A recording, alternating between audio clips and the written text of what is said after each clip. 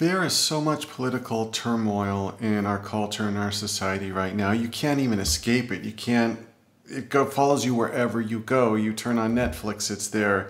You go on social media, it's there. You go on the TV, and there's all kinds of political propaganda. You can't even watch the news now, where you're just getting unbiased, factual information. Everything is an agenda. Everything's propaganda. Everything is adamantly taking one side is right, the other side is wrong. And this is just a recipe for division, distraction, destruction.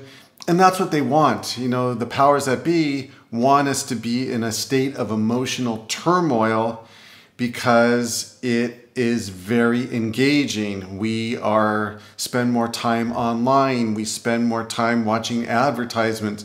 We spend more time when we're outraged, venting that outrage.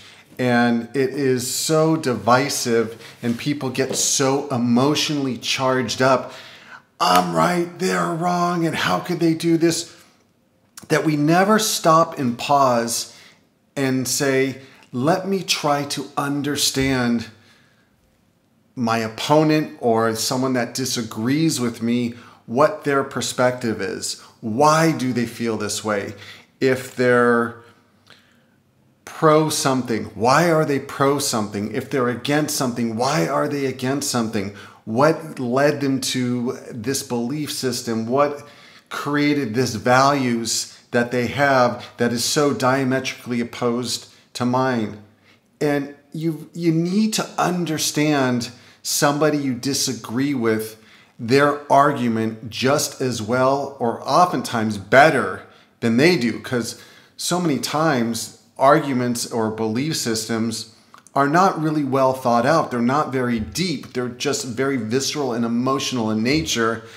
And that's why people get so outraged and angry and vitriolic if you disagree with them, because there's not a lot of substance to it. They haven't done a lot of studying. They haven't done a lot of research. They haven't looked at the facts. They haven't read books on it.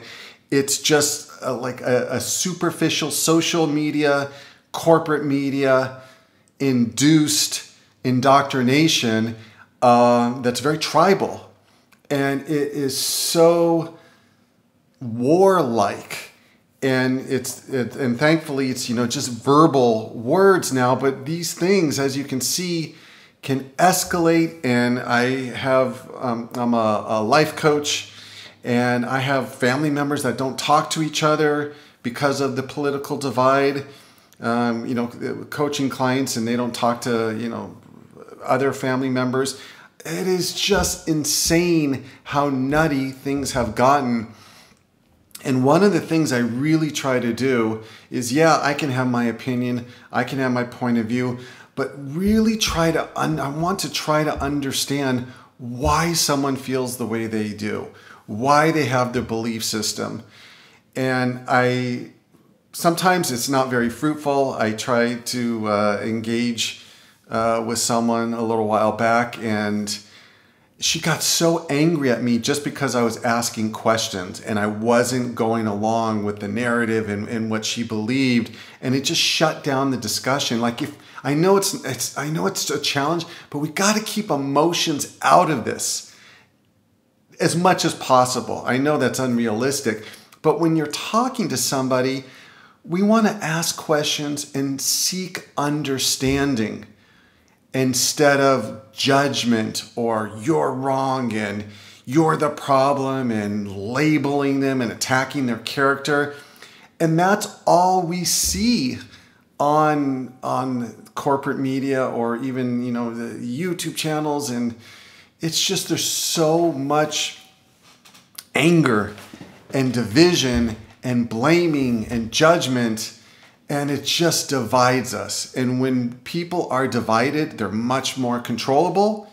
They live their life in fear, and they're going to look for some powerful leader or rely on the government to solve the issues that they're struggling with. And it's really disempowering. And if we can have a healthy conversation with somebody else that we disagree with, that's a sign of emotional, spiritual maturity. That's a sign of you're going to be more inclined to be a more peaceful, happy, joyful life if your anger is not projected out at perceived enemies, and you just like, hey, I want to understand this person and I want a dialogue. And it's not only in politics, it's in everything. And I do couples coaching with clients. If you're interested in personal coaching or couples coaching or whatever you want, everybody gets something very valuable out of coaching. So shoot me an email. It's in the description, and it's extremely affordable. And when I do couples coaching, that's one thing that I feel like really helps to build bridges, is to understand the other person from their perspective. And for us not to dig in our individuals, to not dig in our heels and be so adamant about something, and realize that things are more nuanced. They're not, it's so much easier to put things in a bucket. You know, this person believes this, or my partner wants me to do this, or my partner doesn't like that, or we're arguing about this and I'm right and they're wrong. And it's just like, it's just a dead end, because then you're going to butt heads. And when people don't feel like they're being heard, they will lash out. They will become more resistant, stubborn. And we just want to be like water, man. It's just like, flowing with the conversation, flowing with what happens in our lives and with our interactions with other people, and really just communicating. I have a real challenge when the communication is shut down and I'm not able to communicate with somebody. I'm not able to express what they did, how it bothered me, how it affected me, how we could find resolution. And it's so important. And sometimes you need to ask questions and just kind of pull it out of people and understand them. Just seek to understand instead of trying to convert, or instead of try to propagandize them. Understand why some people are resistant towards medical procedures, and other people are not resistant towards it.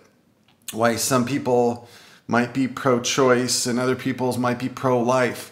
Like, let's just try to understand. And maybe there's, sometimes there's middle ground, or maybe we could just agree to disagree. But man, if we keep on heading like this, it's kind of scary, like what the future holds and how toxic it is and how contagious it is. Because when you see so much division in the world, it affects you. It affects you how you engage with your loved ones, engage with your family members. I know when I do watch news, or when I do watch some of the political things that are going on, like it's like jarring. It can be like a slap to the face. It can be very nerve-wracking. It could create a lot of like anxiety and stress and fear and worry. And that's what, if you watch the Social Experiment or the Social Dilemma on Netflix, speaking of these types of shows, it's very insightful. But that's what the whole goal is to agitate us and not to fall for the bait. Positive news, there's no positive news networks, or if they are, they don't really last long, or they're not popular, because that's not what gets people engaged and gets people riled up. Like, strong emotions is what hooks people in. And so they're preying on that. They're preying on our vulnerabilities. And just don't take the bait, just shutting off the news and not exposing yourself to it. Yeah, but I think that it's really carries over into all areas of our life. I was recently very disappointed, a little bit hurt and upset at how someone handled a situation that felt rude, inconsiderate, non-appreciative, and a little bit callous. And I reached out and I wanted to talk about it, and the person didn't want to talk about it. And I just noticed, like, this stayed with me, this kind of, for a while. Eventually kind of passed, but it was still beneath the surface. And it's not healthy for us to stuff these types of emotions. And it's not healthy. I was looking at it like, because I was shut down, I was blaming him for how I was feeling and like getting more, disappointed or upset. And then like, oh, forget about him. Who cares? Who needs people like that in my life? And it's negatively impacted me. And I just learned, like, hey, no, I need to continue to reach out. I need to continue to try to mend fences, build bridges, understand why the person did what they did. And when there's proper understanding and I'm not coming from a place of anger, it's amazing. It's just a little bit of empathy, a little bit of curiosity, and wanting to know the other person's perspective. The other person is a lot gentler, a lot more amenable, and you can have really healthy conversations. And I had a really great couples coaching session today, and just how open each of the couple, each of the individuals were, and how they, both had the common goal. And I think that's what we have to focus on, is what is the common goal? Their common goal is the health and strength and the longevity of the relationship. And when you focus on the common goal, it's easy to navigate, the bumps in the road. And what is our common goal? Like, us as human beings, we all want to be loved. We all want to have be surrounded by people that we care about and that care about us. We all want to have health. We all want to have a roof over our head, food in our stomach. We all want to feel safe and secure. And man, there just needs to be a little bit more flexibility, a little bit more compromise. And I guess kind of the theme I'm saying in this is, like, when we're not so rigid in our beliefs or in our ideals, or closed-minded is the word I'm looking for. When we're not so closed-minded, it really helps to build connections, even if the person has a different political outlook, or if our partner has a different viewpoint on how they want to raise the child, or how they want to spend their finances. It's just like, try to understand why they're doing what they're doing. Hey, there are some people that there's no connecting to, no matter how hard you try. Either they have a wall, or they're not open, or they're just so deeply entrenched in their ideology. But man, it's like, when we get too worldly and focus on worldly events and external things, we lose a sense of ourself, and we lose a sense of our inner peace and contentment.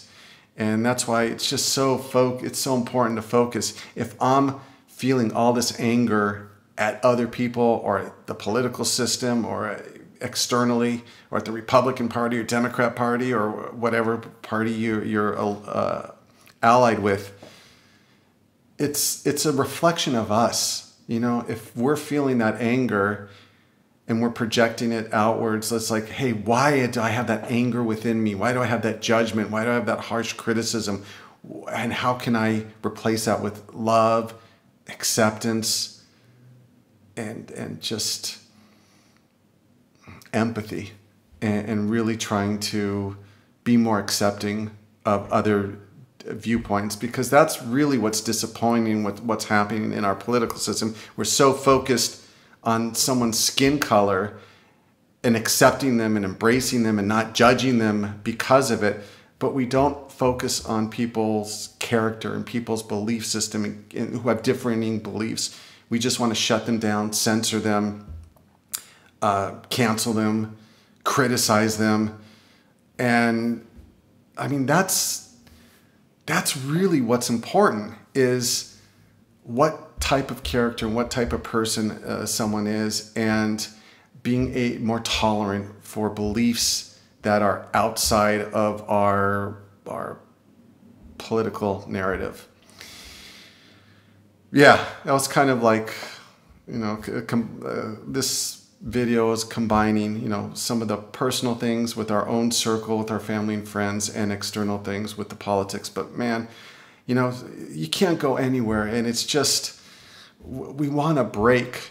And that's why I love going on walks. I love spending time in nature, just unplugging from screens and just getting a break from all this political stuff and this divisiveness, and, you know, reading books. It's just so much more, there's too much junk food out in the ether now, and you really have to be selective at what you take in. Otherwise it corrupts you, and it makes you, it turns you into a person that you probably don't want to be, you know, angry, bitter, judgmental. So I hope this video is helpful. It was a little bit jumping around, but appreciate your comments and your thoughts, and tell me where you think you agree with some of these things and where you disagree, and if you have alternative solutions, and what your experiences have been now that the heat has been turned up so high politically, and the divisiveness is just more intense than I can ever remember. If you want, again, affordable coaching, shoot me an email. The consultation's free, and then it's just session by session, and it's something that everybody benefits from, like I said. And if you want to support the channel, PayPal link in the description. And I do appreciate all the PayPal people, the contributors. And if you like these types of videos and like to see more, just kind of like, these are just not scripted videos, as you can tell. And I like doing these types of videos because they're more authentic, they're more real, and I'm not leaning towards saying what you know, if I'm writing a script, I'm like then analyzing, well, are power people going to receive this? Are people going to, you know, like this? Are they going to judge me for it? That's the type of coaching I do. It's just like, let's be real with each other. Let's be authentic with each other. Let's be open. Let's be transparent.